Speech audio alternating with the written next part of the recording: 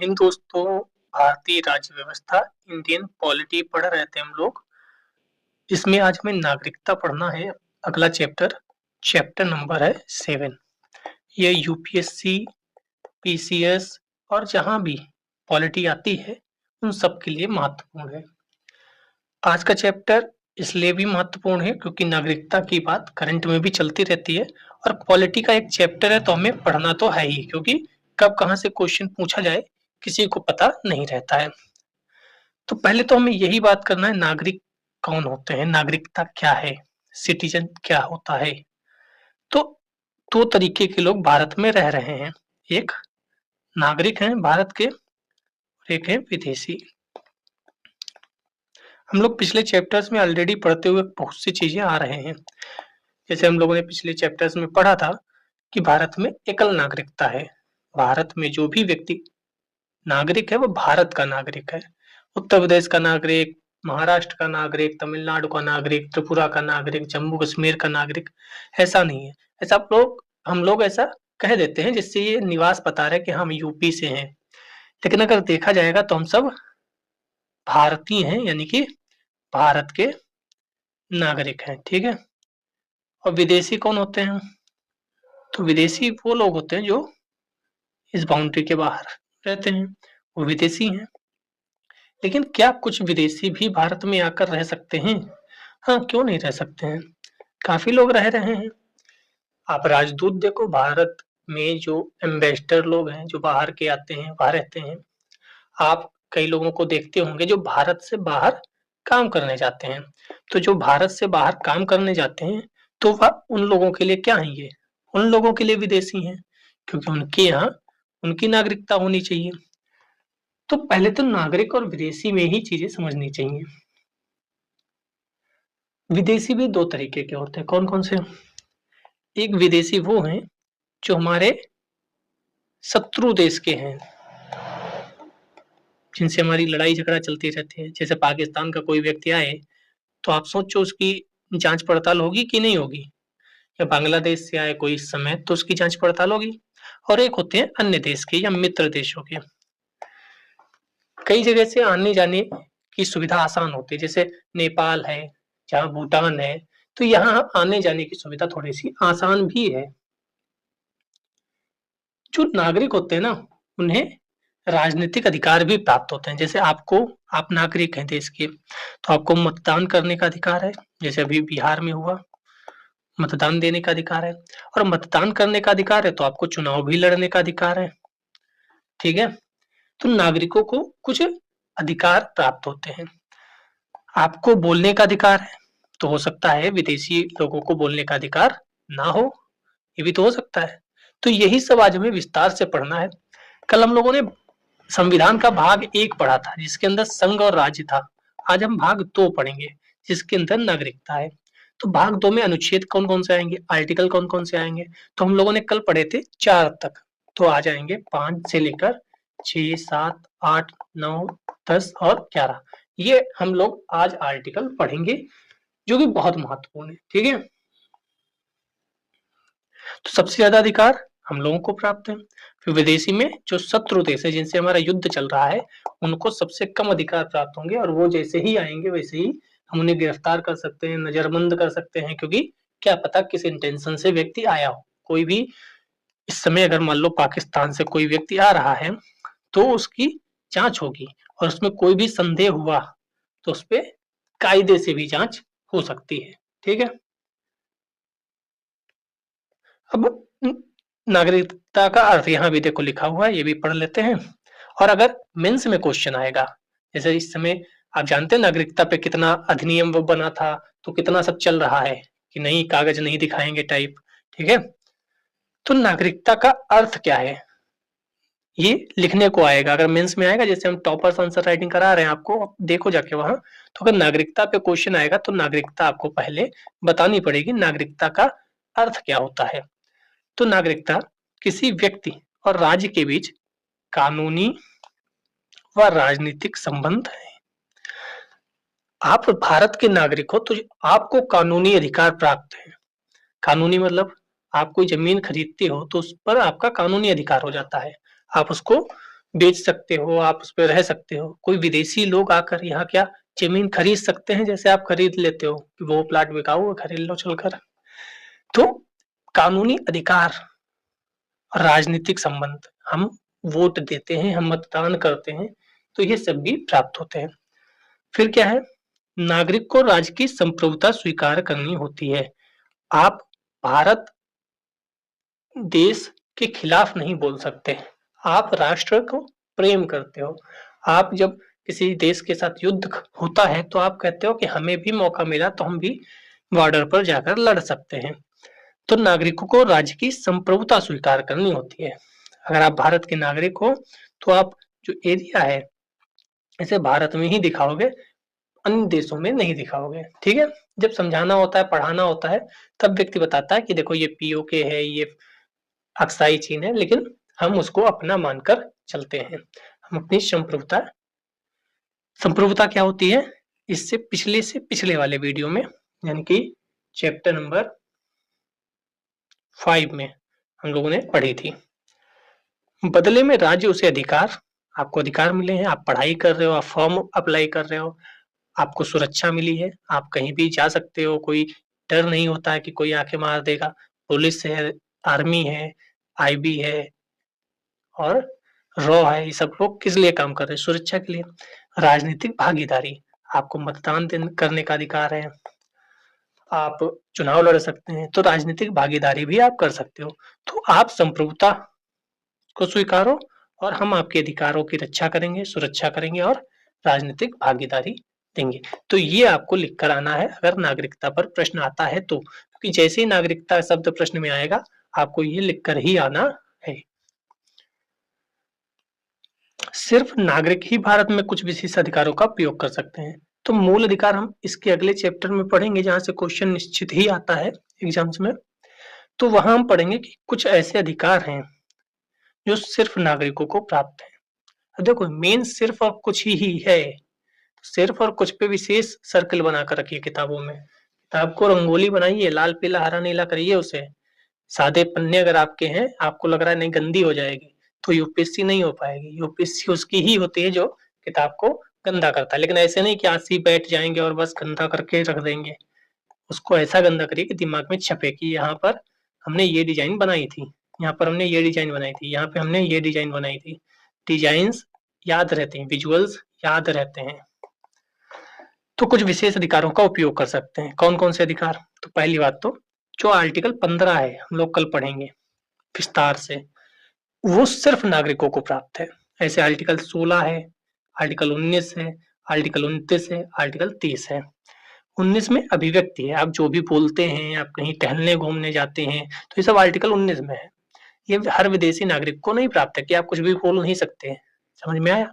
नागरिक हो तो कुछ भी बोल सकते हो, कुछ भी मतलब संविधान के दायरे में, राष्ट्र के दायरे में। धर्म विरोधी बातें नहीं, जाति विरोधी नहीं, लिंग विरोधी नहीं, तो वो सब ठीक है। हम आगे चैप्टर में कल पढ़ेंगे विस्तार से मंडे को।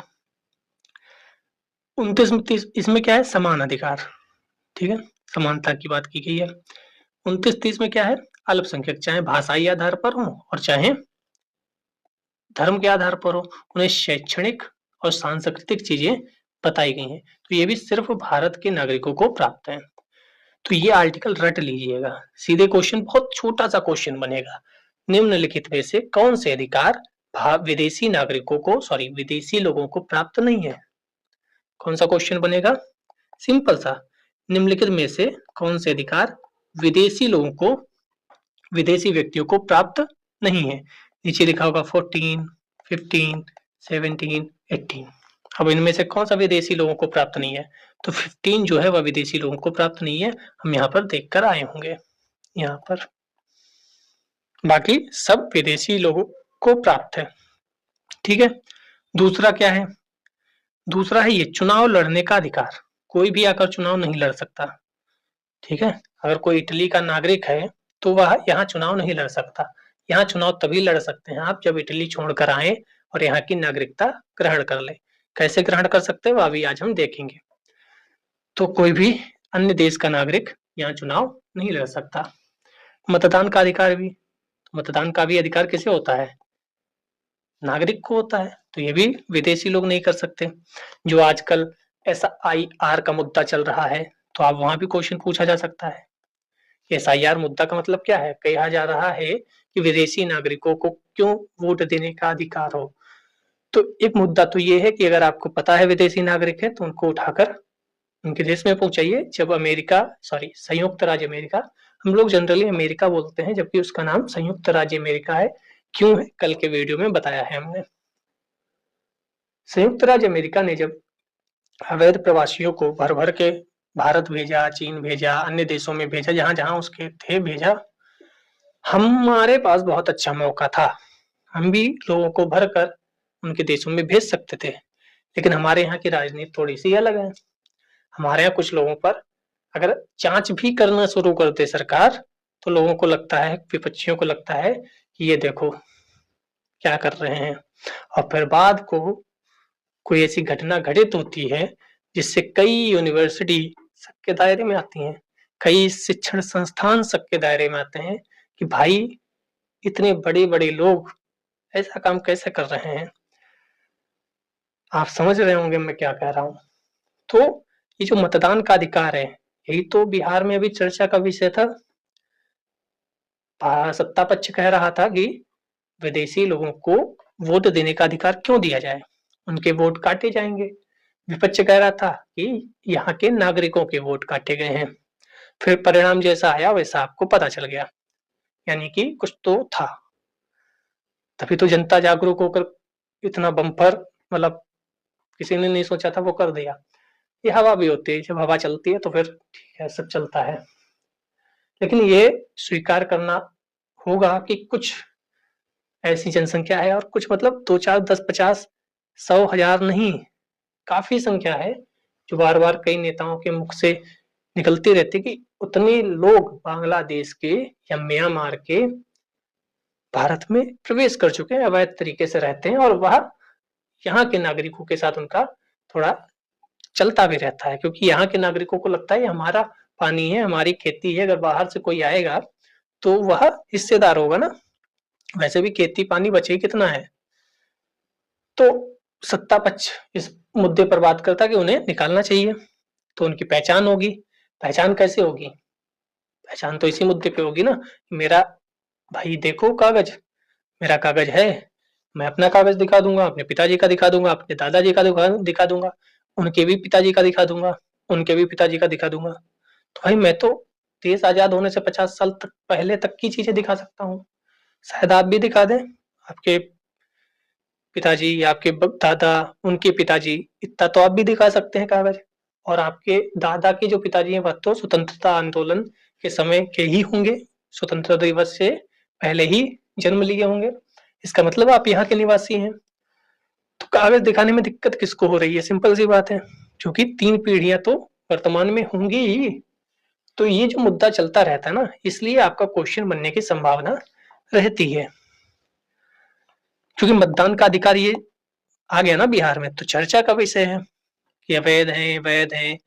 मैं आपको बस ये दिखा रहा हूँ कि भाई इन पर चर्चाएं होती रहेंगी, तो आपको भी तैयार रहना है कि क्वेश्चन इंटरव्यू में भी पूछा जा सकता है। आप सिर्फ प्री और मेंस के लिए ना पढ़ो कि प्री और मेंस में ये सिलेबस है, पढ़ लेते हैं, रट लेते हैं, नहीं। आपको इंटरव्यू में कई ऐसे क्वेश्चंस के जवाब देने पड़ेंगे जिनका आंसर बुक और कॉपी और सिलेबस में नहीं होगा। चर्चा है, मुद्दा है, आपसे पूछ दिया जाएगा कि भाई बताओ ये अवैध प्रवासी जो हैं इनका क्या हो सकता है। आप अगर उस जिले के डीएम हैं और आपके यहाँ अवैध प्रवासी पता चला है कि कुछ लोग हैं, आप कैसे उनकी पहचान करोगे, कैसे क्या करोगे?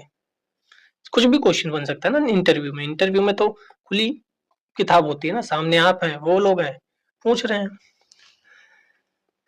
और करंट अफेयर्स के नाम पे बहुत कुछ पूछा जा सकता है। सरकारी नौकरियों पर दावा, तो ये 3-4 काम ऐसे हैं जो सिर्फ भारत के नागरिक कर सकते हैं। पहला, चुनाव लड़ने का अधिकार, मतदान का अधिकार, सरकारी नौकरियों पर दावा, और ये कुछ मौलिक अधिकार हैं जो सिर्फ नागरिकों को प्राप्त है, अन्य को नहीं। अब भारतीय संविधान और नागरिकता देखते हैं, संविधान में क्या जिक्र है इसका? हाँ जिक्र है, अभी हमने बताया भाग 2 अनुच्छेद 5 से 11, यहाँ पर बाकायदा लिखा गया है, एक एक अनुच्छेद हमें पढ़ना है। संविधान ने न सिर्फ नागरिकता की शुरुआत तय की है, नागरिकता ने सिर्फ संविधान ने सिर्फ नागरिकता की शुरुआत तय की है, जन्मकालीन स्थिति सिर्फ। बाकी आगे की जानकारी अगर नागरिकता की लेनी है तो हमें एक एक्ट की तरफ जाना होता है। वो एक्ट क्या है? Citizenship act 1955। नागरिकता अधिनियम 1955 में विस्तार से चीजें दी गई हैं, यानी कि संविधान में बहुत कुछ चीजें ना दे करके संविधान में स्थायी और विस्तृत उपबंध नहीं है, विस्तृत चीजें नहीं है, विस्तृत नहीं है किसमें? संविधान में विस्तृत नहीं है। यह सिर्फ उन लोगों की पहचान करता है जो संविधान लागू होने के समय भारत के नागरिक थे। यानी कि नागरिकता की शुरुआत जब देश 26 जनवरी 1950 को संविधान लागू हुआ था, उस समय जो नागरिक बने उनकी प्रावधान को ये करता है। इसमें ना तो अधिग्रहण और ना ही नागरिकता की हानि की चर्चा की गई है कि आप कैसे नागरिकता ग्रहण करोगे, आप कैसे नागरिकता त्याग करोगे। जैसे हर वर्ष काफी लोग भारत की नागरिकता छोड़कर विदेशी यानी कि ब्रिटेन में, संयुक्त राज्य अमेरिका एंड यूरोपीय देश में सदस्यता ग्रहण कर लेते हैं, नागरिकता ग्रहण कर लेते हैं। तो वह कैसे? क्या संविधान में ये प्रावधान है? नहीं, संविधान में नहीं, लेकिन हाँ एक सिटीजनशिप एक्ट बना था, उसमें क्या प्रावधान है। क्योंकि संविधान ने क्या लिखा? संविधान ने कहा संसद को इस बात का अधिकार है कि वह नागरिकता से संबंधित मामलों की व्यवस्था करने के लिए कानून बनाए। तो संविधान ने किसको ये जिम्मेदारी दी? संसद को। और संसद ने क्या किया? ये एक्ट बना दिया, नागरिकता अधिनियम, हिंदी में भी लिख लो, नागरिकता अधिनियम 1955। ठीक है, तो 3 चीजें याद रखनी है। संविधान में भाग और अनुच्छेद हैं, लेकिन संविधान विस्तृत जानकारी नहीं देता है। उसने संसद को कह दिया कि भाई आप कानून बनाओ। संसद ने यह अधिनियम बना दिया, नागरिकता अधिनियम 1955। इसमें सारी गाथा नागरिकता से संबंधित लिख दी गई। ठीक है, संविधान पहले अनुच्छेद पढ़ ही लेते हैं 5 से 11 तक, क्या क्या अनुच्छेद में क्या क्या लिखा हुआ है। तो देखो अनुच्छेद 5 से 11, तो अनुच्छेद 5 में क्या लिखा है ध्यान से पढ़ना, बहुत कंफ्यूजिंग है। किताब पढ़ोगे बहुत समझ में नहीं आएगा, 2-3 बार पढ़ना पड़ेगा। लेक्चर देखोगे फिर किताब पढ़ोगे समझ में आ जाएगा। ठीक है, तो ध्यान से समझना, कंफ्यूजन भरा चैप्टर है क्योंकि उसमें 4-5 पेज लिखे होंगे, काम की 4-5 लाइन्स ही है। चलिए पढ़ते हैं। अनुच्छेद 5 क्या कहता है? संविधान लागू होने के समय भारत का नागरिक कौन होगा? संविधान लागू कब हुआ? हम लोग प्रस्तावना पढ़कर आए। संविधान लागू हुआ 26 जनवरी 1950। तो 26 जनवरी 1950 के समय भारत का नागरिक कौन होगा? कौन कौन होगा? वह होंगे जो इनमें से कोई एक शर्त पूरी करते होंगे। जैसे अगर आप 26 जनवरी 1950 के दिन की बात कर रहे हो, अगर आप भारत में जन्म लिए हो तो आप नागरिक होगे। अगर आपके माता पिता भारत में जन्मे हैं तो आप नागरिक होगे। और तीसरा क्या है? संविधान लागू होने से ठीक पहले 5 वर्ष लगातार भारत में निवास किए हो तब भी आप भारत के नागरिक होगे। यानी अनुच्छेद 5 कहता है कि अगर आपका जन्म भारत में हुआ है 26 जनवरी 1950 से पहले, अगर आपका जन्म भारत में हुआ है, या आपके मदर या फादर भारत में जन्म लिए हैं, या आप 1945 से पहले 1945 से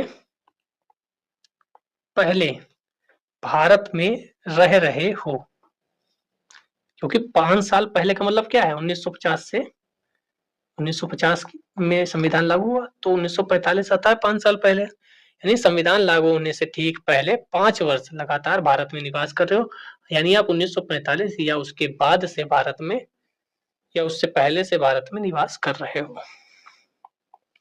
ठीक है, तो नोट्स यही बनाना है, नोट्स ये बना लोगे तो आसान रहेगा। अब आपको चीजें समझ में आ जाएंगी कि पहले में क्या है अनुच्छेद 5 में, या तो आपका जन्म भारत में हुआ हो, ठीक है, या आपके मदर फादर का जन्म भारत में हुआ हो, ठीक है, या आप 1945 से या उससे पहले से भारत में रह रहे हो, खत्म, ठीक है। अनुच्छेद 6 क्या कहता है? वो तो भारत भारत की बात हो गई। अनुच्छेद 6 पाकिस्तान से रिलेटेड है। पाकिस्तान से आए लोगों की नागरिकता, क्योंकि आप जानते हैं 1947 में देश आजाद हुआ। उसके बाद कुछ लोग ऐसे थे जो आना जाना लगा रहा, उधर गए इधर आए, बहुत ज्यादा खून खराबा हुआ, बहुत ज्यादा कत्ल हुए, बहुत त्रासदी हुई इस समय। तो अब मान लो कोई पाकिस्तान चला गया था और फिर भारत में आ गया, तो या पाकिस्तान वाले एरिया में था, पाकिस्तान वाले एरिया में था, उसे भारत में आना था, क्योंकि जब देश बना, टूटा, ठीक है, तो इधर से इधर कुछ लोग आए, कुछ लोग उधर गए। तो मान लो कोई पाकिस्तान वाले एरिया में था, लेकिन उसे पता था कि पाकिस्तान भविष्य में बर्बाद हो जाएगा, तो वह उठ के यहाँ आ गए भाई कि हम पहले ही निकल लेते हैं। तो भारत आए लोगों की नागरिकता, ध्यान से देखना, जो लोग विभाजन के समय यानी कि 1947 पाकिस्तान से भारत आए, वे भी नागरिक माने गए। यानी जब 15 अगस्त 1947, 14 अगस्त 1947 के बीच रात को जब विभाजन हुआ, तो कुछ लोग पाकिस्तान से भारत आ गए कि भाई हम भारत की मिट्टी में रहेंगे, हम भारत के ही नागरिक बनकर जिएंगे, हमें पाकिस्तान में नहीं रहना, इस मुस्लिम लीग की जो विचारधारा है उसको नहीं मानना, ये बर्बादी वाले देश में नहीं रहना। तो उन्हें भी क्या माना गया? भारत का नागरिक, क्योंकि वो पहले तो पूरा भारत ही था, तो भारत का नागरिक। दूसरा, वे भारत आए 1 जुलाई 1948 के पहले। अगर वो 1 जुलाई 1948 के पहले भी भारत में आ गए हैं, सिर्फ 1947 की आधी रात को नहीं, क्योंकि एकदम से थोड़ी आप चले जाओगे, तो एक एरिया, एक टाइम पीरियड दे दिया गया कि 1947 को देश आजाद हुआ, कोई बात नहीं, अगर आप 1 जुलाई 1948 तक भी भारत आ गए तब भी आप नागरिक होगे। और अगर बाद में आए, 1 जुलाई 1948 के बाद आए, पर परमिट ऑफ रिसेटलमेंट या परमिट रिटर्न, परमानेंट रिटर्न लिया है, तो आप भारत के नागरिक हो गए। कंफ्यूजन है ना? तो सोचो किताब पढ़ोगे तो कितना कंफ्यूजन होगा, तो आप माइंड फ्रेश करो, फिर से पढ़ो, एक लाइन में समझाता हूँ। अनुच्छेद 6 कहता है पाकिस्तान से आए लोगों की नागरिकता, ठीक है, जो लोग 1947 यानी विभाजन के समय पाकिस्तान से भारत आ गए, खत्म। देखो पाकिस्तान से भारत आना ही है, अब कब आना है ये महत्वपूर्ण है। तो पहले में तो यही है कि विभाजन के समय आ गए, नहीं नहीं विभाजन के समय तो नहीं आ सकते, कोई बात नहीं, 1 साल दे दिया गया, यानी 1 जुलाई 1948 के पहले आ जाओ, 1947 से 1948 के बीच, कहा फिर भी रह जाए तो बाद में भी आओ, कोई दिक्कत नहीं, लेकिन उसके बाद आपको एक ये लगेगा क्या, परमिट ऑफ रीसेटलमेंट, यानी अब हम यहाँ रीसेटल होना चाहते हैं, यहाँ रुकना चाहते हैं, या परमानेंट रिटर्न, वहां से परमानेंट रिटर्न, अब हम वापस नहीं जाएंगे, समझ रहे हो आप, अब हम वापस नहीं जाएंगे, परमानेंट, एक बार आ गए अब आवास आ गए। तो अनुच्छेद 6 में ये लिखा है। अनुच्छेद 7 में आओ, अब पाकिस्तान लौट कर जाने वाले हैं, यहां से पाकिस्तान जो गए, तो 5 में क्या था, यही जो है उनकी बात थी, यही हो, जन्म यहाँ हुआ, भारत में माता पिता का जन्म हुआ, तो कोई बात नहीं। 6 क्या था, पाकिस्तान से भारत आए। 7 क्या है, यहाँ से पाकिस्तान गए हैं अगर, तो पाकिस्तान लौट कर जाने वाले, जो लोग पाकिस्तान चले गए थे और बाद में वापस भारत आए, उन्हें नागरिक नहीं माना जाता, लेकिन परमिट लेकर वापस आने वालों को नागरिकता मिलती है। जैसे मान लो अपना प्यारा देश भारत था, हम बनाना उधर तक चाह रहे थे, ये मान लेते हैं पूरा भारत था इधर से इधर तक, यहाँ तो यहाँ भी भारत ही था, ठीक है, बात को ये बांग्लादेश बन गया, ये पाकिस्तान बन गया, ये इंडिया बन गया, पहले पूरा भारत ही था। ठीक है, तो 5 में क्या था, जो इस एरिया में है, जिनका जन्म भारत में हुआ और जिनके माता पिता भारत में रह रहे हैं या भारत में जन्मे हैं, वह सब हो गए। 6 में क्या था, आर्टिकल 6 में पाकिस्तान से दोनों तरफ से भारत में आने वालों की कहानी थी। ठीक है, 7 में क्या था, सबसे इंटरेस्टिंग, 7 में कुछ लोग भारत में रह रहे थे, उनको लगा नहीं पाकिस्तान चलते हैं, उठ के इधर चले गए या इधर चले गए, फिर वहां के हाल देखे, फिर कब उठाया झोला, नहीं नहीं भाग चलो भाग चलो भाग चलो भाग चलो भाई भाग चलो, इंडिया ही बढ़िया था। तो 7 थाला फारा रीजन क्यों याद आ जाता, क्योंकि मुझे भी 7 नंबर से लगा हुआ है, मेरे जीवन की भी घटनाएं 7 नंबर से जुड़ी हुई हैं। बाकी 7 कहने से थाला फारा रीजन तो याद सबको ही आ जाता है। खैर, मेरे जीवन की 7 से काफी यादें हैं। पाकिस्तान लौटकर जाने वाले, अब समझ में आ गया, पाकिस्तान लौटकर जाने वाले, जब पाकिस्तान हो तो इधर भी याद रखना, क्योंकि ये 1971 में बांग्लादेश बना, और जब वहां चले गए तो वहां लगा कि नहीं भाई मजा तो भारत में ही आ रहा था, तो फिर वापस भारत में आ गए। लेकिन अब आपको थोड़ी माना जाएगा भारत में, क्योंकि आप वहां जाकर आए हो, क्या पता क्या करने गए हो, क्या पता क्या करके आए हो, क्या पता कौन सा मैसेज लेकर आए हो, ये भी तो हो सकता है ना, भरोसा कैसे किया जाए दोस्त। कि जो दिल्ली में हुआ उसको देखकर तो मतलब छोड़िए, तो अब आप वहां से यहाँ आए तो आपको नागरिक नहीं माना जाएगा। आप कह रहे नहीं भाई साहब गलती हो गई, हम तो बस देखने गए थे कि वहां बढ़िया है कि नहीं, वहां नहीं बढ़िया हम फिर आ गए। तो हमने कहा अब आपको परमिट लेना पड़ेगा, तभी नागरिकता मिलेगी। ऐसे नहीं कि कभी भी मुंह उठा के पाकिस्तान चल दिए, कभी भी मुंह उठा के चले आए। अब आपको परमिट लेना ही पड़ेगा, तभी आप यहाँ की नागरिकता ले पाओगे। ठीक है, चलिए 8 में देखते हैं। अब ऐसा थोड़ी था कि सब भारत और पाकिस्तान में ही रह रहे थे, कुछ ऐसे भी थे जो विदेश में रह रहे थे इस समय। कुछ लोग पढ़ाई करने गए होंगे, कुछ हो सकता है ब्रिटेन में मुकदमा लड़ने गए हों, या जो जॉब चल रही थी ब्रिटिशर्स के द्वारा वो बाहर भी तो भेज देते थे। तो यहाँ क्या है 8 में, विदेश में रहने वाले भारतीय मूल के व्यक्ति, भारतीय मूल के व्यक्ति लेकिन विदेश में रह रहे हैं पढ़ाई के लिए, कामकाज के लिए, नौकरी के लिए। तो अब इनकी बात हो गई। जो भारतीय मूल के लोग विदेश में रहते हैं वे भारतीय वाणिज्य दूतावास में पंजीकरण कराकर नागरिक बन सकते थे। तो क्या कराना है आपको, ये शब्द बस पंजीकरण कराना है, जिससे पता तो चले कि हाँ भाई आप हो बाहर, वरना कोई लिखा पढ़ी तो है नहीं, आप बाहर हो। तो यहाँ पर बस पंजीकरण कराकर आप रह सकते। ठीक है, 9 में क्या है, 9 में ये है कुछ लोग भारतीय जो थे वह विदेशी नागरिकता भी ग्रहण कर लिए होंगे। तो विदेशी नागरिकता ग्रहण करने पर भारतीय नागरिकता समाप्त। जैसे हर साल कई लोग निकल जाते हैं, जैसे आप संयुक्त राज्य अमेरिका में बड़े बड़े इंडियंस को देखते हो, फलाने इसके सीईओ हैं, फलाने उसके सीईओ हैं, पहले भारत के थे।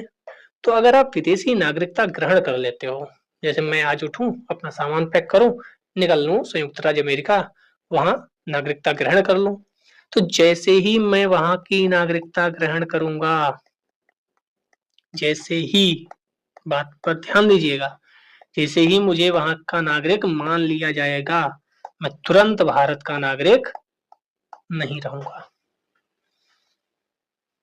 समझ रहे आप, जैसे ही आप उस कपड़े को पहनेंगे ये कपड़ा छूट जाएगा, जैसे ही आप उसका हाथ पकड़ोगे हमारा हाथ छूट जाएगा स्वतः ही, कोई लिखा पढ़ी कोई कुछ नहीं। किसी ने कहा कि फलाना व्यक्ति वहां का नागरिक हो गया, कोई बात नहीं, अब भारत का नागरिक नहीं रहा, खत्म, कोई लिखा पढ़ी कुछ नहीं कि फार्म भरो ये करो, नहीं। यदि कोई भारतीय स्वेच्छा से किसी दूसरे देश की नागरिकता ले लेता है उसकी भारतीय नागरिकता समाप्त हो जाती है। यहाँ एक वर्ड लिख लेना, स्वतः समाप्त हो जाती है, अपने आप समाप्त हो जाती है। 2 देशों की नागरिकता नहीं रह सकती भारत में।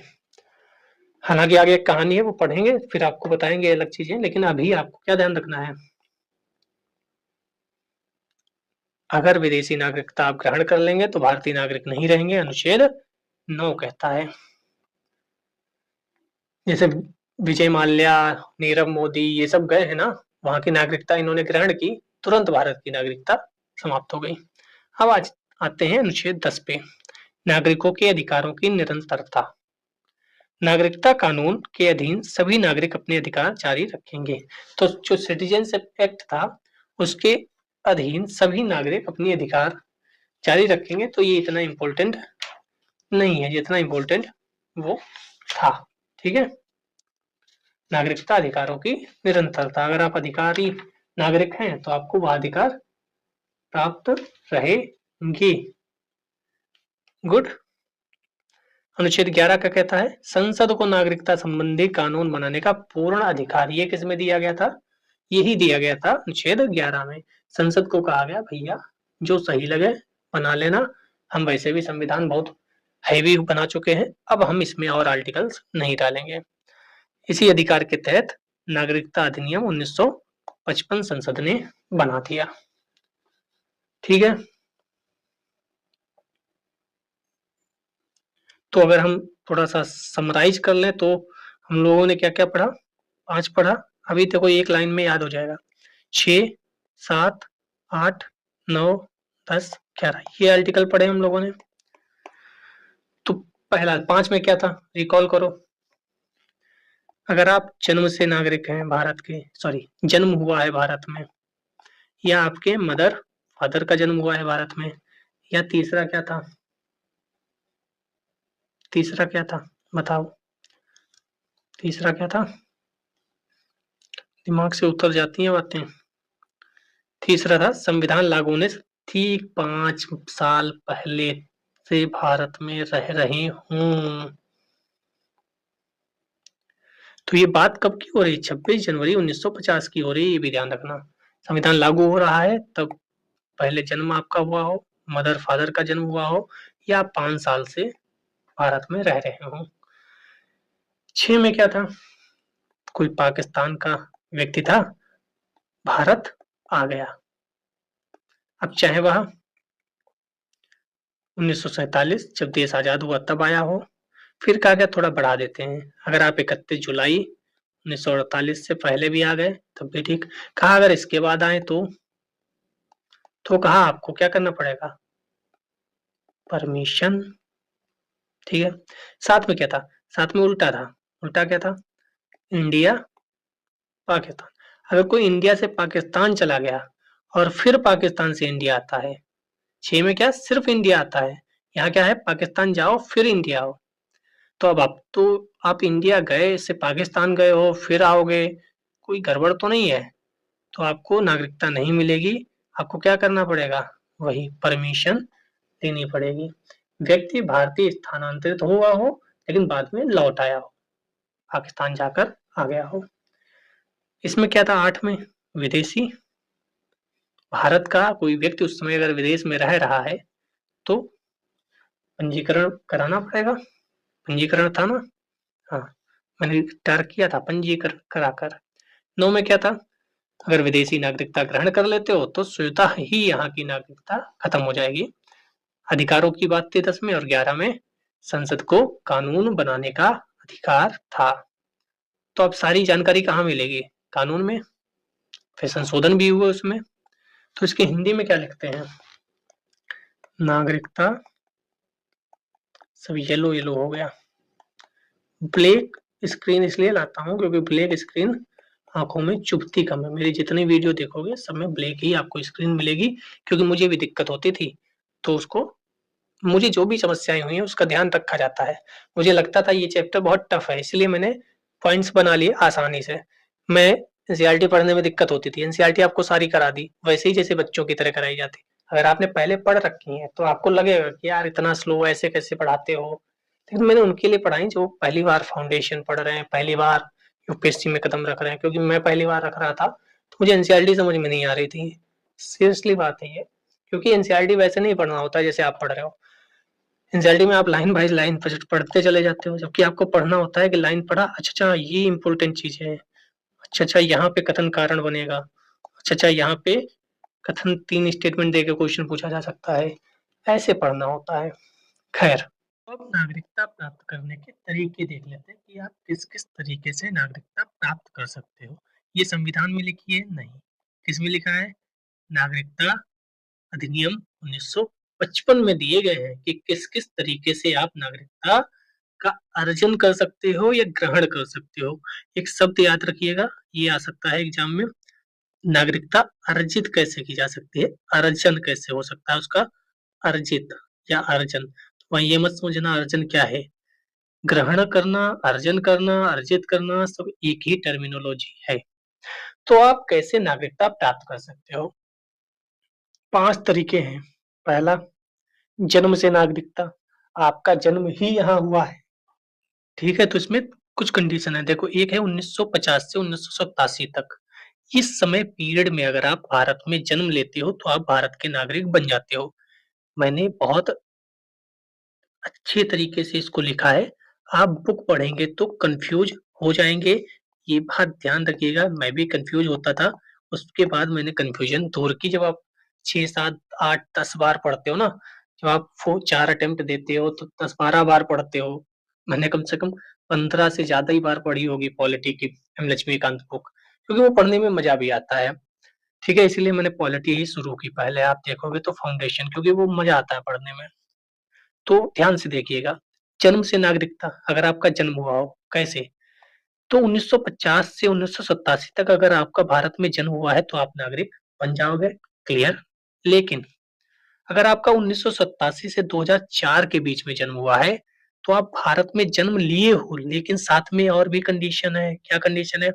माता पिता में से कम एक भारत का नागरिक होना आवश्यक है। और 2004 के बाद क्या कंडीशन है? 2004 के बाद कंडीशन है भारत में जन्म तो हुआ ही हो, लेकिन माता-पिता में कम से कम एक भारतीय नागरिक हो, और दूसरा जो है वह अवैध प्रवासी ना हो। तो समय के साथ इनमें बदलाव होते रहे हैं। पहले कह दिया गया कि भाई जो भी भारत में जन्म लेगा वो भारत का नागरिक हो जाएगा। फिर चीजें समझ में आई होंगी, नहीं यार, भारत में जन्म लेगा यानी कोई भी आ जाए भारत में जन्म ले लेगा, तो नहीं नहीं नहीं नहीं। फिर क्या किया गया 1987 में? भारत में जन्म लो और कोई एक माता पिता भारत का नागरिक होना अनिवार्य है, वरना ये मान लो है, ठीक है, ये भारत है, यहाँ पे कोई रहते हैं, उन्हें पता चला कि जन्म होने वाला है लड़के का, टुक से यहाँ आ गए छुप छुपा के, यहाँ लड़के का जन्म हो गया। अब लड़के का जन्म हो गया तो ये तो जन्म भारत में हुआ, तब तो भारत का नागरिक बन जाना चाहिए। तो करना ही गड़बड़ हो सकता है। तो भारत में जन्म भी हो, लेकिन आपके माता या पिता में से कम एक, दोनों हैं, जैसे हम लोग जन्म लिए हैं तो दोनों माँ बाप भारत के ही हैं, लेकिन अगर आप के एक भी उनमें से कोई नागरिक है, तो कुछ लोगों ने कहा कि सोचा होगा, मैं हाइपोथेटिकल कर रहा हूँ, कि मान लो मदर यहाँ की हैं, कोई बाहर से आता है, अवैध तरीके से घुस जाते हैं, इधर से ज़्यादा घुसते हैं, और यहाँ फिर बच्चे का जन्म हो जाता है, तो वो बच्चा भारत का नागरिक होगा क्योंकि उसकी मदर या फादर एक यहाँ का नागरिक है। तो कहा नहीं, ऐसे नहीं चलेगा। तो 2004 के बाद क्या बदला? भारत में जन्म भी हुआ हो, माता या पिता में से एक भारतीय नागरिक भी हो, लेकिन दूसरा अवैध प्रवासी ना हो। ऐसा नहीं अवैध आ गया, ये हमें लगता है जम्मू कश्मीर के लिए कहानी बनाई गई होगी, क्योंकि जम्मू कश्मीर में चीजें थोड़ी सी अलग थी। ठीक है, आप जानते हैं उधर से पता नहीं कैसे घुस आते हैं लोग। सुना जाता है कि पहले आना जाना लगा रहता था, पता नहीं कैसे, पूरी कहानी तो नहीं पता मुझे, लेकिन हाँ कुछ तो था। लेकिन आपको तीनों चीजें जन्म से समझ में आ गई होंगी। अब आता है वंशानुगत। वंश हमारा चला आ रहा है, हमारे परदादा दादा पिता हम, तो विदेश में जन्मे बच्चे के लिए, तो मान लो एक कपल है ए और बी, ये घूमने चला गया विदेश, विदेश में बच्चे का जन्म हो गया। तो पहले में क्या था, जन्म अगर भारत में हुआ है, ये कब की कहानी है, जन्म अगर भारत में हुआ, अब इसका तो जन्म भारत में हुआ ही नहीं, विदेश में जन्म में बच्चा है, तो क्या ये भारत का नागरिक नहीं होगा? होगा। क्यों? क्योंकि उसका वंश यहाँ का है। यदि पिता या माता भारतीय नागरिक हैं तो। लेकिन 2004 में वही कंडीशन, माता पिता का विवाह पंजीकृत प्लस बच्चे को भारतीय काउंसलेट में 1 वर्ष के भीतर पंजीकरण करा दो।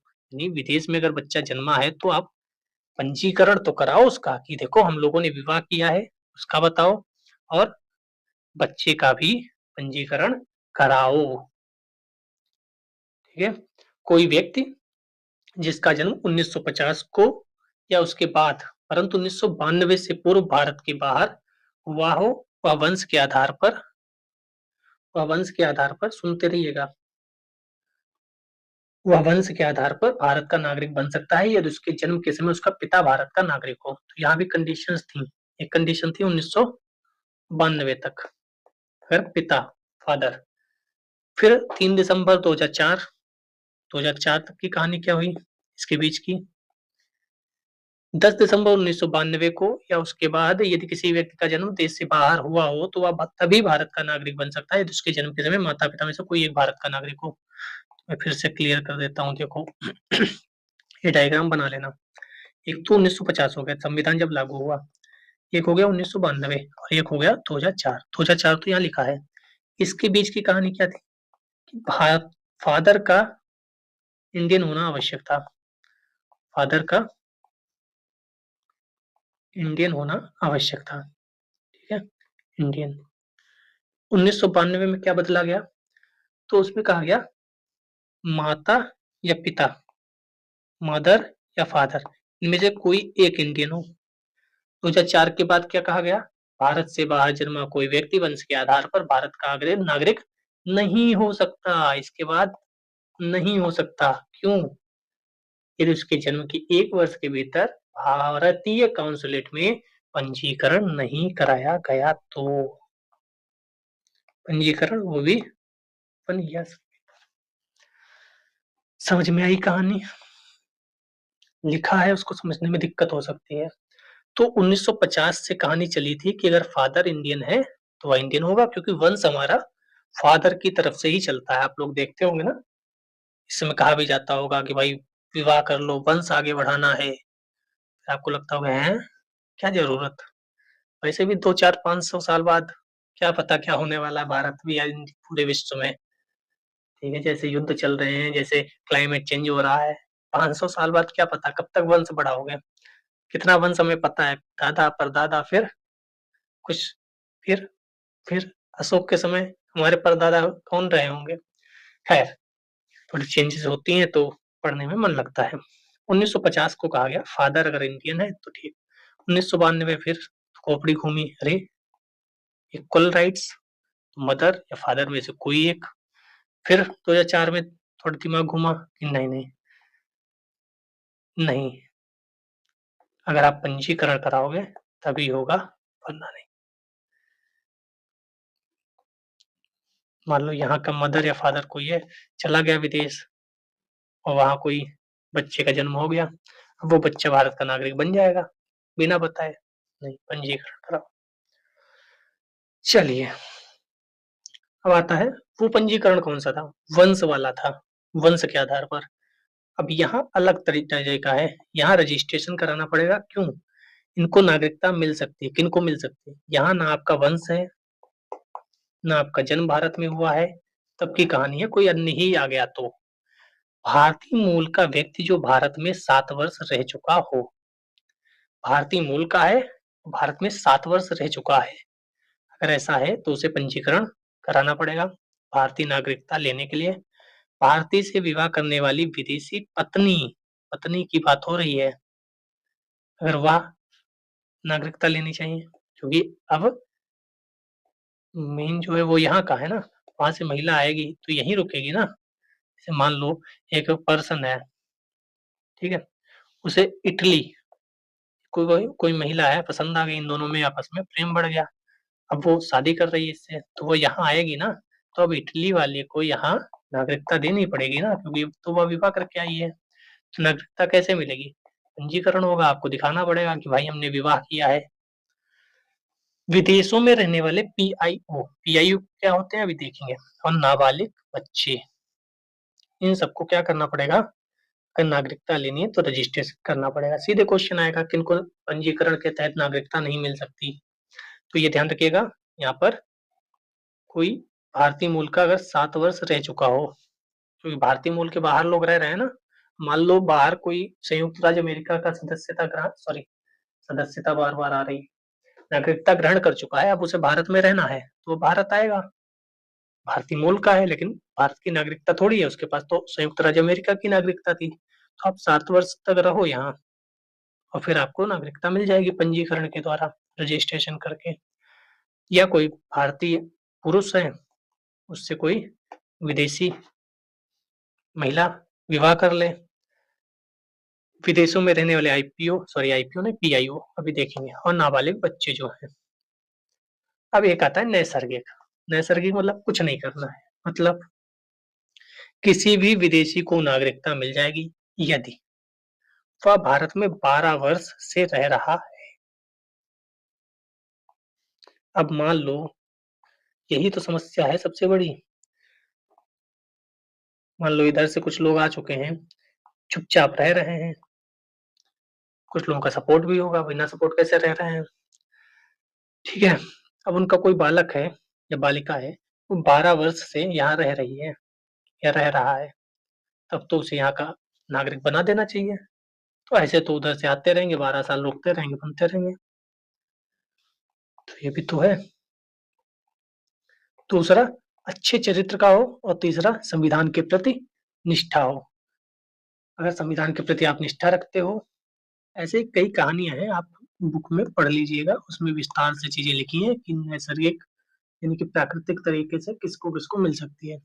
ये इम्पोर्टेंट है क्षेत्र जोड़ने पर, ये भविष्य में आ सकता है। भारत ये है।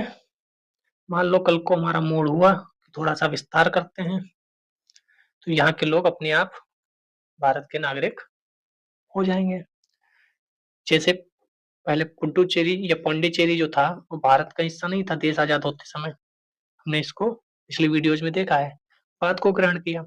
ऐसे सिक्किम बाद को भारत में जुड़ा, ऐसे गोवा बाद में भारत में जुड़ा। तब गोवा में जो लोग रहते थे उन्हें भारत की नागरिकता ग्रहण करने की आवश्यकता थोड़ी पड़ी होगी, उस क्षेत्र के लोग स्वतः नागरिक हो गए। अब मान लो यहाँ पर एक देश है, ठीक है, वो उस पर हम कब्जा कर लें अगर, तो उसके नागरिकों को लाइन थोड़ी लगानी पड़ेगी रजिस्ट्रेशन के लिए, वो तो अब हमारा ही हो गया।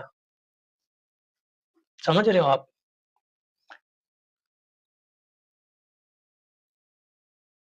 मैं कुछ ना कहकर बहुत कुछ कह जाता हूँ, अगर आप समझ पा रहे होंगे तो ये तो आसान है ना। अब ग्रहण तो कर ली, अब खत्म कैसे करेंगे, ये भी तो महत्वपूर्ण है। इनमें कुछ चीजें इंपॉर्टेंट है, वो आप किताब पढ़ोगे तो चीजें समझ में आ जाएंगी। मैं समझाते हुए चल रहा हूँ लेकिन और कुछ लिखा नहीं रहा हूँ, वो आप लिखा तो है ही। जब आप किताब पढ़ोगे तो चीजें याद रहेंगी, मुझे उम्मीद है। नागरिकता समाप्त होने के तरीके, तो पहला तो यही है, खुद ही त्याग दो कि भाई यूएस से जा रहे हैं, नौकरी लग गई, तो आप नागरिकता छोड़ दो। नाबालिग बच्चे की नागरिकता भी समाप्त हो जाती है, पर 18 पर वापस ले सकता है। नाबालिग बच्चे की नागरिकता समाप्त हो जाती है लेकिन 18 वर्ष पर वह फिर से वापस ले सकता है अपनी नागरिकता, क्योंकि जब उसकी नागरिकता समाप्त हो रही है तो उसे समझ नहीं है। वो 18 साल का होगा तब वो डिसीजन लेने के लिए बालिग हो जाएगा। अब उसे याद आएगा कि अरे मेरी तो नागरिकता फर्जी में समाप्त कर दी, कौन से लोग थे, हमें तो यही रहना है। तो वह फिर से वापस ले सकता है क्योंकि वह बालिग हो गया है। बहिष्कार, व्यक्ति ने दूसरी नागरिकता ले ली तो स्वतः समाप्त हो जाएगी, ये ऊपर बता कर आए थे। मैंने यूएसए की नागरिकता ले ली तो यहाँ की खुद समाप्त हो जाएगी। दोनों में अंतर क्या है? यहाँ मैं त्याग दूंगा पहले नागरिकता, बाकायदा त्याग दूंगा कि अब मैं भारत का नागरिक नहीं हूँ, तब जाऊंगा। और यहाँ क्या है, वहां ग्रहण कर लूंगा, तो यहाँ अपने आप मतलब समाप्त हो जाएगी, कुछ करना नहीं पड़ेगा। तीसरा वंचन, डिप्रिवेशन, इंग्लिश भी याद रखना। सरकार किसी को नागरिकता से वंचित कर सकती है। अब कोई पड़ोसी देशों के साथ मिल गया, तो हम क्या करेंगे? धोखाधड़ी से अगर किसी ने नागरिकता ली, तो फिर त्याग दी जाएगी, क्योंकि कई लोगों के फर्जी आधार बन जाते हैं। आपने सुना होगा न्यूज़ में, फर्जी आधार बन रहे हैं, आधार कार्ड। तो अगर किसी ने धोखाधड़ी की है नागरिकता ग्रहण करने में और सरकार ने जाँच की, कुछ लोग रोएँगे जाँच करने पर कि देखो, जाँच की और आप निकला कि आपने फर्जीवाड़ा किया है, तो आपकी नागरिकता समाप्त कर दी जाएगी। आपको मत देने का भी अधिकार नहीं मिलेगा। अगर आप असंतोष फैला रहे हैं, देशद्रोह कर रहे हैं, तब भी नागरिकता छीनी जा सकती है। युद्ध काल में दुश्मन देश से संबंध, कोई पता चल जाए कि फलाने उधर या उधर कहीं लगे पड़े हैं, तो क्या करोगे? उन्हें भारत का नागरिक मानोगे? मानोगे क्या? नहीं ना, तो वंचित की जा सकती है। मान लो कोई उधर का नागरिक था नहीं, था भारत का ही, यहीं को कोई पर्सन था और वो जासूसी करता था उधर के लिए। अब पता चल गया जाँच एजेंसियों को कि ये व्यक्ति है।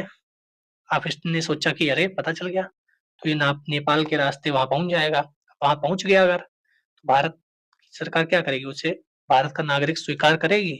नहीं, तुरंत कहेंगी कि ये आज से भारत का नागरिक नहीं है।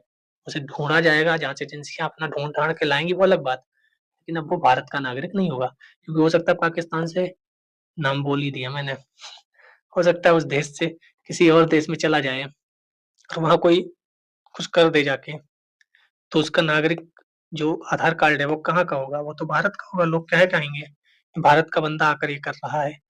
तो हमें उसका जो नागरिकता है समाप्त करनी पड़ेगी, जिससे ये लोग अगर कहें कि देखो ये भारत का नागरिक ऐसा कर रहा है, तो हम दिखा सकें कि भाई ये हमारे देश से इस डेट को भाग गया था और सरकार ने इसकी नागरिकता खत्म कर दी थी, ये भारत का नागरिक नहीं है।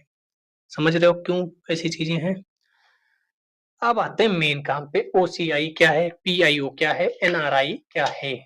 ये सब बहुत महत्वपूर्ण मुद्दे हैं, ठीक है। ओसीआई क्या है? Overseas citizen of India. Overseas, overseas विदेशी भारतीय नागरिकता, हिंदी में लिख लो। ओसीआई मतलब विदेशी भारतीय,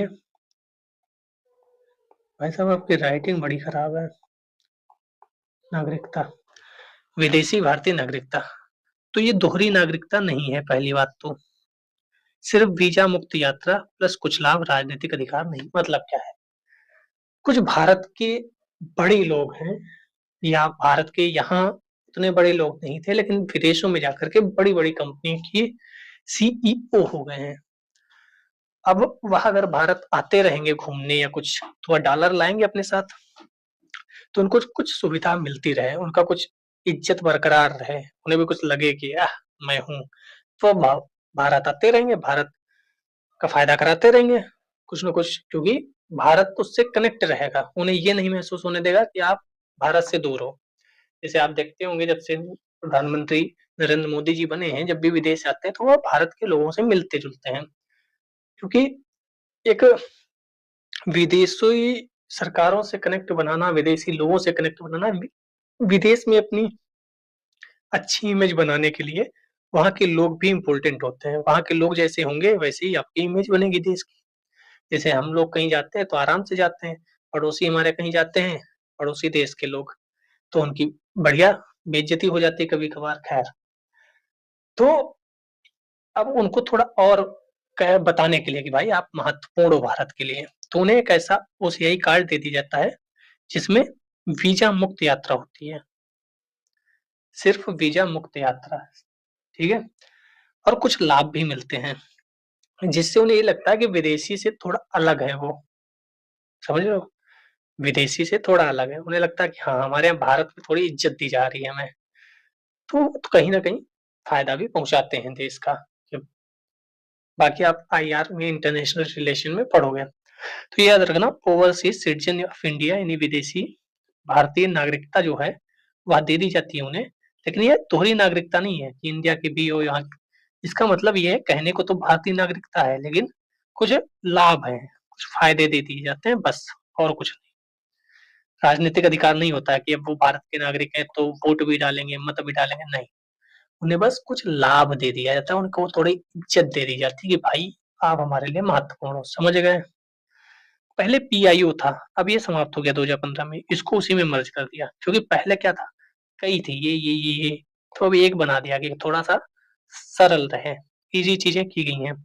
एनआरआई तो आप जानते हैं, भारतीय पासपोर्ट रखने वाले जो विदेश में रहते हैं, ये वो हैं जो भारतीय पासपोर्ट रखते हैं, इन्हें मतदान का अधिकार है। शर्त क्या है, भारत में उपस्थित होंगे तभी तो मतदान कर पाएंगे।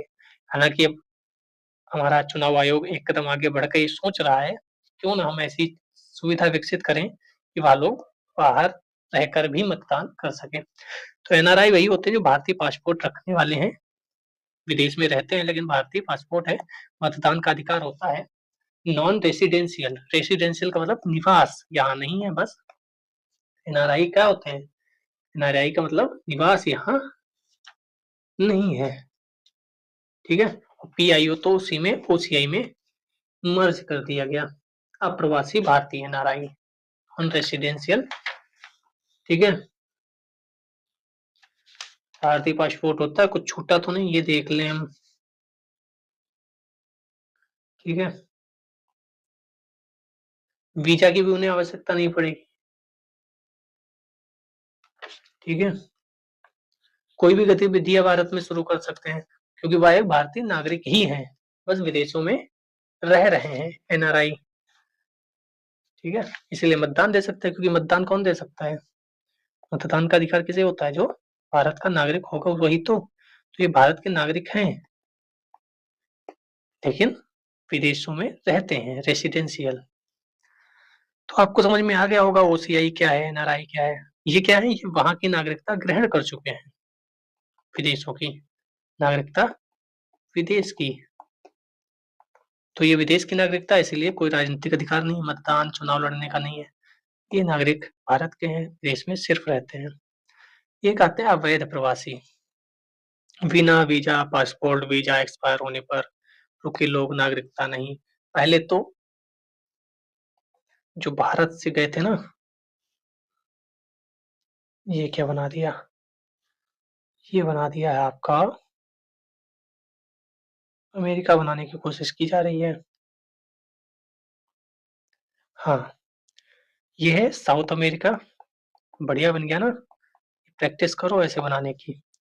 ये नॉर्थ अमेरिका। तो पहले क्या होता था ना, भारत के कुछ लोग यहाँ से ऐसे अमेरिका में प्रवेश कर जाते हैं, मतलब आप आईआर में पढ़ोगे कैसे क्या, अभी चर्चा में था ना जब भारत के लोगों को अमेरिका ने, संयुक्त राज्य अमेरिका ने भारत भेजा, तो वो अवैध प्रवासी थे। लोगों ने कहा कि ऐसे कैसे भेज रहे हो भाई, अवैध क्यों घुसो किसी के शहर में, किसी के देश में। सब भारत के जैसे अच्छे लोग थोड़ी हैं, जब तक अच्छे लोग अमेरिका में थे तब तक वो लोग कुछ नहीं किए। जब ट्रंप साहब आए तो उन्होंने अवैध लोगों को बाहर भगाया कि भाई क्यों अवैध घुस रहे हो। हम भी अवैध अपने यहाँ नहीं घुसने की प्रयास करते हैं कि ना घुसे कोई, लेकिन फिर भी कुछ लोग आ जाते हैं, ठीक है।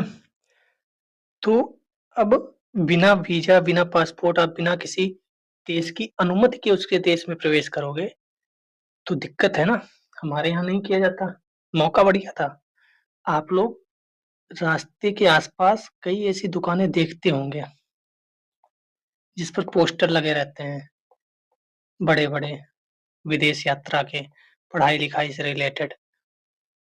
उनमें कई ऐसे भी होते हैं जो अवैध तरीके से हो सकता है प्रवेश कराते हो। मैंने कई पोस्टर अमेरिका में ट्रंप के आने के बाद देखे, उसमें नीचे पहले यूएसए, यूके, कनाडा, ऑस्ट्रेलिया लिखा रहता था। जब से ट्रंप साहब आए हैं तब से उन पोस्टर्स में मुझे यूएसए नहीं दिखता, यूके, कनाडा, ऑस्ट्रेलिया और एक अन्य देश आ गया।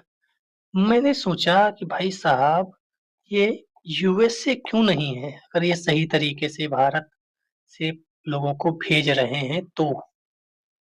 मेरी मुंडी घूमी, हालांकि इस पर पता नहीं कितने लोगों ने ध्यान दिया होगा। मैं थोड़ा पुलिस वाला दिमाग रखता हूँ, रॉ टाइप एजेंट टाइप दिमाग रहता है, तो मैं नोटिस करता रहता हूँ। जितने बैनर हैं मेरे यहाँ वीजा वाले, आप जान गए होंगे मैं किसकी बात कर रहा हूँ, कहीं में यूएसए नहीं दिख रहा मुझे। इसका मतलब वो गलत तरीके से तो नहीं एंट्री दिला रहे हैं। दूसरा मुझे समझ में ये नहीं आता कि भाई साहब, आप इंडिया में रहकर अगर 50,000 की भी नौकरी कर लोगे, टैलेंटेड हो तो, वो बेहतर है, या आप 10 लाख, 20 लाख, कुछ लोग तो हमने सुना है 50 लाख रुपए तक देते हैं अमेरिका जाने के लिए। अब अमेरिका किस रास्ते से जाते हैं वह तो उन्हें पता। तो आप बताओ यार, आप अमेरिका में ऐसा क्या है? मुझे तो मेरा अपना देश ज्यादा प्यारा लगता है कि भाई, मुझे यहाँ 2 लाख दे दो मैं नहीं रुकूंगा, मुझे यहाँ 30,000 दे दो मैं यहाँ रुकूंगा। तो ये अवैध तरीके से अमेरिका में जाने का जो चलन है, क्यों है? ऐसा क्या यहाँ है? तो ये जो है ना, और यहाँ बहुत कठिन रास्ता है। आप जियोग्राफी में पढ़ोगे, यहाँ का जो जियोग्राफी या आईआर में आप यहाँ की कंडीशन पढ़ोगे, कुछ लोग तो यहाँ मर भी जाते हैं। करंट में जब था तो कुछ लोगों ने करंट में एरिया पढ़ाया था, तो कुछ लोग तो यहाँ से यहाँ जाने में मर भी जाते हैं। यहीं पे पनामा नहर भी है, फिर यहाँ मैक्सिको है, ग्वाटेमाला, कितनी जगह आप कितने देशों से होकर जाते हैं। तो ये क्यों बता रहे थे? क्योंकि हमें अवैध प्रवासी पढ़ाना था। उसका क्यों नाम लिया? क्योंकि वो चर्चा में था। बाकी भारत में तो मतदान वाला चल ही रहा है कि अवैध प्रवासी आ रहे हैं, विपक्ष अवैध प्रवासियों को वो करता है समर्थन, ये सत्ता पक्ष के लोग आरोप लगाते हैं, विपक्ष सत्ता पक्ष पे आरोप लगाता है, चलता रहता है। तो अगर आप बिना वीजा पासपोर्ट अगर कहीं जा रहे हैं तो आप अवैध प्रवासी हैं, या आपका वीजा एक्सपायर हो गया, मतलब 5 दिन का था, आपकी फ्लाइट छूट गई या कुछ हो गया, या आप खुद ही नहीं गए, तो आप उसके बाद अगर रुक रहे हैं तब भी आप अवैध प्रवासी हैं, क्योंकि जितने दिन की अनुमति थी वो आप खत्म कर चुके हो। नागरिकता नहीं है, दूसरे देश में घुस रहे हो, तब भी आप अवैध प्रवासी होंगे। कई बार कुछ लोग पकड़े भी जाते हैं, आप जानते हैं। फिर आता है सबसे महत्वपूर्ण, जो मैं बार बार कह रहा हूँ कि क्यों महत्वपूर्ण है, क्यों चर्चा होती रहती है, क्यों ये सब होता रहता है। उसका नाम है CAA। याद आया? आप अगर अभी तैयारी कर रहे हैं तो आप इतने छोटे तो नहीं होंगे जब ये घटना चल रही थी CAA की। कॉन्स्टिट्यूशन, सॉरी, कॉन्स्टिट्यूशन से बहुत याद आता है, सिटीजनशिप अमेंडमेंट एक्ट 2019। इसका सार लिख कर ले आए हैं कि था कहानी क्या है। इसमें कहानी ये है कि अगर आपके पड़ोसी देश अफगानिस्तान, पाकिस्तान, बांग्लादेश, इसमें जो अल्पसंख्यक है, कहा जाता है कि पाकिस्तान, बांग्लादेश जैसे, अफगानिस्तान में तो अलग ही शासन है, तो वहाँ जो अल्पसंख्यक लोग हैं वह प्रताड़ित किए जाते हैं, ऐसा सुना जाता है, कहा जाता है। कई लोग आते भी हैं भारत। तो वहाँ के जो अल्पसंख्यक हैं, चाहे वह हिंदू हो, क्योंकि वहाँ तो हिंदू अल्पसंख्यक में है, चाहे सिख हो, चाहे बौद्ध हो, चाहे जैन हो, पारसी हो, ईसाई हो, जो भी अल्पसंख्यक है, और 31 दिसंबर 2014 से पहले भारत आए हैं, 31 दिसंबर 2014 से पहले भारत आ चुके हैं, वहाँ अब अवैध प्रवासी नहीं माने जाएंगे, उन्हें भारत की नागरिकता दे दी जाएगी। कुछ लोगों ने कहा कि अल्पसंख्यक क्यों? भाई, वहाँ मुस्लिम कंट्री है, और मुस्लिम कंट्री में मुस्लिम्स को प्रॉब्लम्स नहीं हो रही है, मुस्लिम कंट्री में अन्य धर्म के लोगों को प्रॉब्लम हो रही है, क्योंकि वहाँ भारत के जैसे धर्मनिरपेक्षता नहीं है। जैसे हम लोगों ने प्रस्तावना में पढ़ा था, धर्मनिरपेक्षता भारत में के जैसे नहीं है वहाँ, वो धार्मिक कंट्री है। तो हम धार्मिक कंट्री में अल्पसंख्यकों को प्रॉब्लम है, उनको ही तो बुलाएंगे। विपक्ष भी हमारा मस्त है भाई, पता नहीं क्या ही करता है, सीट जीत नहीं पाता है, खाली की पंचायत करता रहता है, जमीनी मुद्दे उठाता नहीं है। स्टूडेंट्स की मुद्दा उठाओ यार, बेचारे प्रोटेस्ट करते रहते हैं। खैर, तो आप समझ गए। आपसे पूछा जाएगा कि भाई, हिंदू, सिख, बौद्ध, जैन, पारसी, ईसाई ही क्यों, मुस्लिम क्यों नहीं, ये भेदभाव क्यों? तो आपको क्या बताना है? जो मैंने बताया। बाकी आप पढ़िए इसके बारे में और जानकारी इकट्ठा करिए। उन्हें नेचुरलाइजेशन की अवधि 12 वर्ष से घटाकर 5 वर्ष कर दी गई। जो पहले 12 वर्ष रहना आवश्यक था, अब 5 ही वर्ष अगर आप रह रहे हो तब भी आपको यहाँ की नागरिकता मिल जाएगी। ये दोनों चीजें इम्पोर्टेंट थी, बड़ा संघर्ष हुआ, पढ़ा, सब कुछ हुआ कि ये कर देंगे, वो कर देंगे, हुआ कुछ नहीं। मजे की बात क्या है ना, सीएए से भारत के नागरिकों का कोई लेना देना नहीं। प्रोटेस्ट कौन कर रहे थे? यहाँ के लोग कि भाई सीएए बंद करो। अब आप बताओ, यहाँ कहीं ये लिखा है कि सीएए से भारत के नागरिकों पर कोई इम्पैक्ट पड़ेगा? नहीं। इसको कहते हैं कि आप पढ़ाई लिखाई करते नहीं हो, कुछ भी व्हाट्सएप फेसबुक पे आता है, वोट चोरी आप चल देते हो, वोट चोरी आप सुप्रीम कोर्ट जाओ। तो आप लोग भी फैक्ट पढ़िए, कोई क्या नौकरी नहीं मिल रही, तुरंत आप डेटा निकालो 2004 से 2014 तक, आरटीआई डाल लो, ज्यादा से ज्यादा गलत थोड़ी आरटीआई में बताई जाता है। 2024 इस 10 साल में कितनी नौकरियां मिली, इसमें कितनी मिली, आप तुरंत चेक कर लो किसकी सरकार में ज्यादा नौकरी मिली। तो आप लोग पढ़े लिखे लोग हो, आप लोग कुछ भी हो, ध्यान से उसको देखिए कि क्या सच्चाई है, क्या हमारे देश के लोकतंत्र को उनसे खतरा है जो खुद ही लोकतंत्र की दुहाई देते हैं। खैर, सीएए, सिटीजनशिप अमेंडमेंट एक्ट, क्या था? अफगानिस्तान, पाकिस्तान, बांग्लादेश, भारत से कोई लेना देना नहीं। वहां के जो अल्पसंख्यक हैं, वह अगर 2014 से पहले भारत आ गए हैं, तो अब वह अवैध प्रवासी नहीं माने जाएंगे, उन्हें नागरिकता यहाँ की प्रदान कर दी जाएगी। पहले 12 वर्ष अवधि रहने की थी, अब 5 वर्ष हो गई है। भारत के लोगों का कोई लेना देना नहीं। लेकिन सीए प्रोटेस्ट इतना चला था, जैसे लग रहा था क्या ही हो गया। खैर, कुछ महत्वपूर्ण बिंदु हैं, एक बार देख लेते हैं। पहला, भारत में डुअल सिटीजनशिप नहीं है, हमारे यहाँ एकल नागरिकता है, सिर्फ भारत की नागरिकता है। हम उत्तर प्रदेश के नागरिक या लखनऊ के नागरिक या महाराष्ट्र के नागरिक, तमिलनाडु के नागरिक नहीं है, भारत के नागरिक हैं।